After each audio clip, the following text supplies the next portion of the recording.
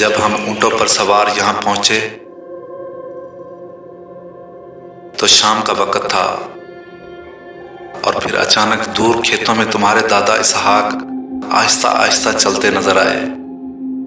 उन्हें देखते ही तुम्हारी दादी जान आ गई और बोला कि ये आदमी कौन होगा। उसने झट से बुर्का ओढ़ लिया। तुम्हारे दादा दादी शादी के बाद बहुत खुश रहते थे, लेकिन 20 वर्ष तक उनके यहाँ कोई बच्चा पैदा ना हुआ।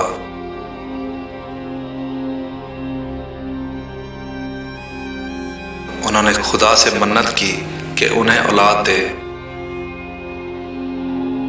और यूसुफ, तुम्हें पता है खुदा बड़ा रहीम है। वो अपने लोगों को बड़े बड़े तोहफे देने में खुशी महसूस करता है। उसने उन्हें भी 2 जुड़वां बेटे अता किए, ईसु और याकूब। हजरत यूसुफ एकदम संजीदा हो गए और दबूरा से पूछने लगे, पता है मेरा नाना लाबन बुतों को पूजता है। वो बुत ना सुनते हैं ना देखते, वो तो कुछ भी नहीं कर सकते। फिर वो उसकी तरफ झुके और सरगोशी करते हुए कहने लगे, किसी से कहना नहीं, मालूम है माँ ने नाना जी का पसंदीदा बुत चुरा लिया था और सफर में अपने साथ ले आई थी। न जाने नाना जी को कैसे पता चल गया। याद है कितने गुस्से में थे वो, और बुत लेने के लिए वो किस तरह हमारे पीछे आए थे। दबूरा ये सुनकर खौफजदा सी हो गई और कहने लगी, क्या कहा? वो बुत तुम्हारी माँ ने चुराया था? और देखो तुम्हारे बाप ने उस वक्त कसम खाकर कहा था, जिसके पास से वो बुत मिलेगा उसे जान से मार दिया जाएगा। आखिर तुम्हारी माँ ने ऐसी कौन सी जगह पर छुपाया था कि तलाश के बावजूद वो ना मिला? यूसुफ ने अपना मुंह उसके कान से लगाते हुए कहा, माँ ने वो बुत ऊंट की काठी में छुपाया था। जब नाना जी उसे ढूंढते ढूंढते माँ के पास आए तो उसने बहाना कर दिया और काठी पर बैठी रही। लेकिन दबूरा, खुदा तो जानता है। और फिर उसने अब्बू को कसम खाते भी सुना है। तो क्या माँ को मरना होगा? बताओ ना। वो बुत तो अभी तक माँ के पास है। वो कहती है कि ये मैंने सिर्फ इसलिए पास रखा है कि ये मुझे घर की याद दिलाता रहेगा। दबूरा ने गहरी सांस भरकर जवाब दिया, खुदा तुम्हारी माँ पर रहम करे। हमें यह नहीं भूलना चाहिए कि वो बुत परस्तों के घराने से है। उसे बहुत कुछ सीखना पड़ा, लेकिन उसने खुदा को जान लिया है और अब वो पहले से काफी बदल चुकी है। ये कहकर उसने नन्हे यूसुफ को अपने हाथ से चिमटा लिया और बड़े प्यार से उसके खूबसूरत और मुलायम बालों में उंगलियां फेरते हुए बोली, देखो तुम अपने बाप के रास्ते पर ही चलना, वही सीधा रास्ता है। चंद दिनों के बाद हजरत याकूब ने एक कुर्बान गाह बनाई और अपने सारे घराने के साथ मिलकर वहां जिंदा खुदा की परस्तिश की। वो खुदा से प्यार करते थे, इसलिए जरूरी था कि उनके घर वाले भी उसको जान लेते और उससे मोहब्बत करते। जब वो देखते कि उनका बेटा यूसुफ खुदा की तरफ किस कदर रागिब है तो बहुत खुश होते, लेकिन बड़े बेटों को देखकर वो मायूस हो जाया करते थे। उस दिन मौसम बहुत खुशगवार था। ठंडी ठंडी हवा चल रही थी जो राखिल के घने स्याह बालों से अटकेलियां करती जाती थी। हजरत याकूब उसके पास बैठे उस फूलों के गजरे को गूंथते हुए देख रहे थे। उसकी नरम और नाजुक उंगलियां बड़ी महारत से फूल परो रही थीं। जैसे ही हजरत याकूब की नजरें अपने बेटे पर पड़ी, वो बड़े प्यार से पुकारे, यूसुफ इधर आओ।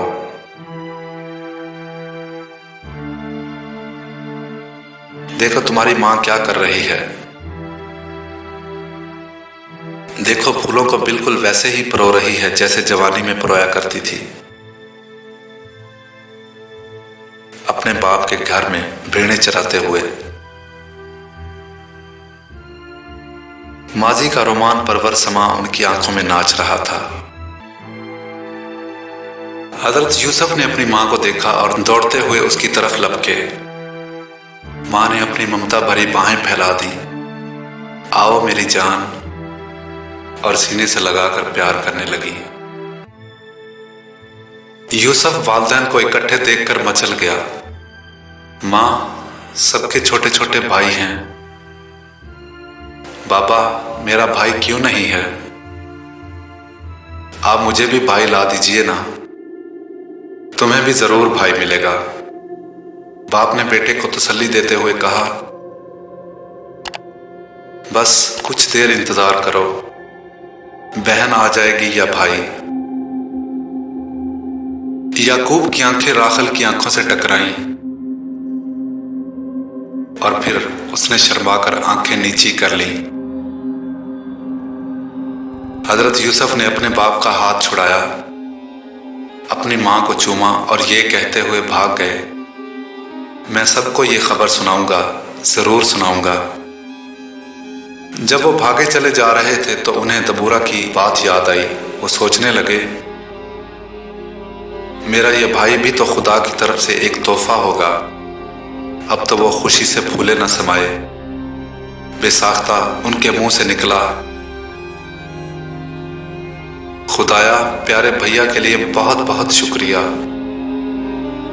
मैं वादा करता हूं कि हमेशा उसका ख्याल रखूंगा। जिंदगी मामूल के मुताबिक गुजर रही थी। हर तरफ सुकून ही सुकून था, हर चेहरा मसरूर, हर रूह आसूदा।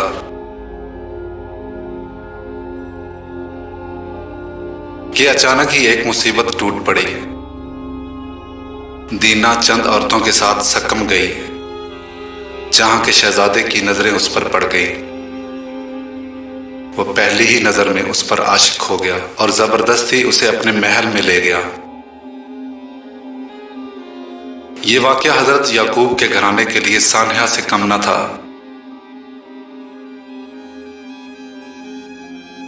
खैमा बस्ती में मौत जैसी खामोशी थी। हजरत याकूब के होंठों पर गोया मोहर लग गई थी। उनकी निगाहें बार बार खैमे के दरवाजे से टकरा कर लौट आती थीं।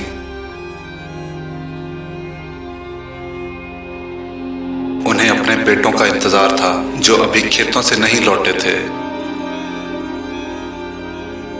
आखिर वो अकेले करते भी क्या? जब वो आ गए तो गर्म खून, जवानी का जोश और उस पर गैरत और इज्जत का मसला।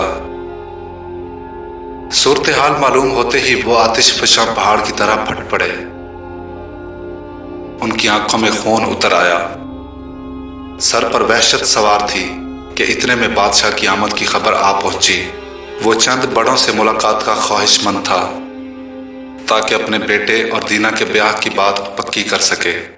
सारी खेमा बस्ती पर सन्नाटा तारी था। मामूली सा गलत इकदाम किसी बड़े नुकसान का पेश खेमा बन सकता था। बादशाह बाइख्तियार और मोतबर शख्सियत का मालिक था। फिर भी वो अपने बेटे की मोहब्बत से मकलूब होकर उसकी पसंद की लड़की का हाथ मांगने अजनबियों के खेमे में खुद चल कर आया था।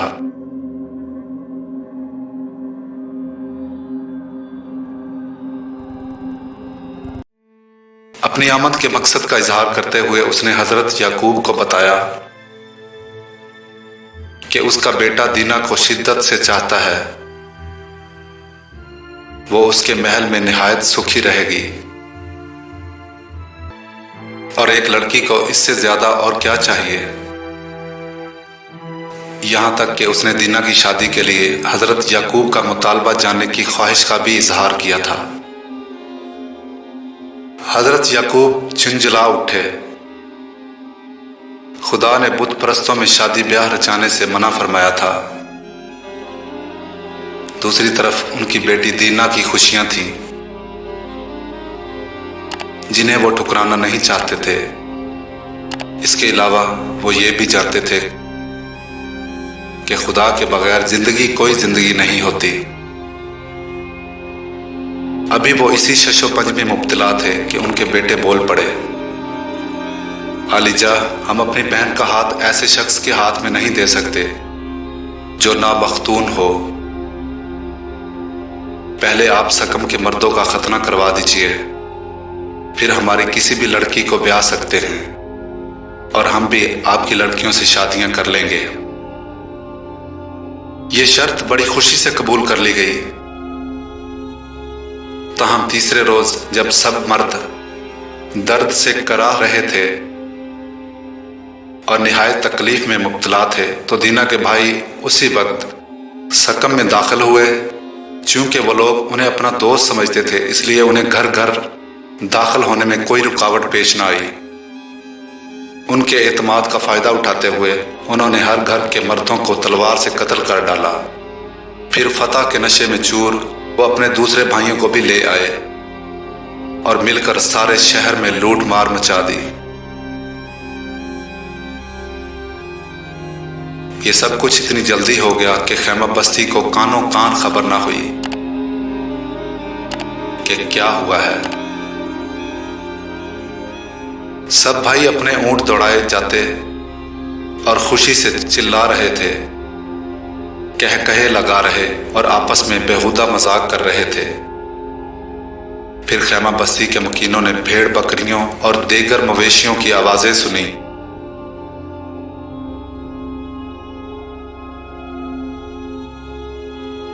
जो औरतों और बच्चों की चीखों पुकार और आहो बका के अलावा थी। उन्हें अपनी आंखों पर यकीन नहीं आ रहा था। हजरत याकूब के बेटों ने न सिर्फ सकम को लूटा बल्कि वहां की औरतों और बच्चों को भी अगवा कर लिया। ये सब कुछ देखकर हजरत याकूब गुस्से में आपे से बाहर हो गए। वो बेटों पर बरस पड़े, तुमने ये क्या किया? मेरे नाम को बट्टा लगा दिया, डबो दिया है मेरा नाम तुमने। हमारी तादाद ही आखिर कितनी है? मकामी लोग हमें आसानी से शिकार कर सकते हैं। और फिर तुमने खुदा की भी तौहीन की है, मेरे सीने में छुरा खोंपा है तुमने। शमऊन ने चिल्लाकर जवाब दिया, अपनी बेटी की आबरू रेजी का इंतकाम लेना तुम्हारा काम था। फिर उसने दीना को बाप की तरफ धक्का देते हुए नफरत से कहा, ये रही तुम्हारी बेटी, तुम बुज़दिल हो। हाँ हाँ, बुज़दिल हो तुम। खैमा बस्ती पर खौफनाक तारीकी छा गई, एक गंभीर तारीकी जैसे सब मौत के फर्जंद हों। वो रात बड़ी भारी थी, मायूसी फिजा में रची हुई थी। रूह का बोझलपन और दिल का कुर्ब हजरत याकूब को कुचले जा रहा था। उनके कदम मन मन के हो रहे थे। उन्होंने खुद को बड़ी हिम्मत से समेटा और खेमे से बाहर निकल आए। गहरी खामोशी, बेजार कुन सन्नाटा और दूर दूर तक ना कोई बंदा, ना बशर, ना पत्तों की सरसराहट, जैसे सारा आलम उनके वजूद की उदासी में तहलील हो चुका हो। कहीं गोशे अमन और कहीं साए आफियत, कुछ भी तो ना था। वो भारी कदमों से कुर्बान गाह की तरफ खींचे चले जा रहे थे। उनका जहन मुख्तलिफ ख्यालात की अमाजगाह बना हुआ था। उन्हें यकीन था कि इतना कुछ हो जाने के बाद खुदा उन्हें जरूर छोड़ देगा। इस ख्याल के आते ही वो निढाल होकर मज़बा पर गिरे और बड़ी अजियत में पुकार उठे, ए खुदा, ए कद्दूस, ए मुहीब खुदा, मैं खुद को तेरे रहमो करम पर छोड़ता हूं,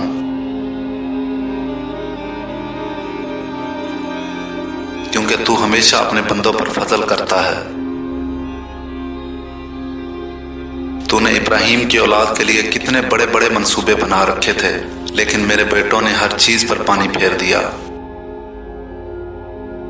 हमने तुझे नाराज किया है। यकीनन तू हम में से ऐसी कौम नहीं पैदा करेगा जो सारी दुनिया के लिए बरकत का बाइस हो। हमने तेरे पाक नाम की तहकीर की है। ऐ खुदा, मेरी तकसीर माफ फरमा।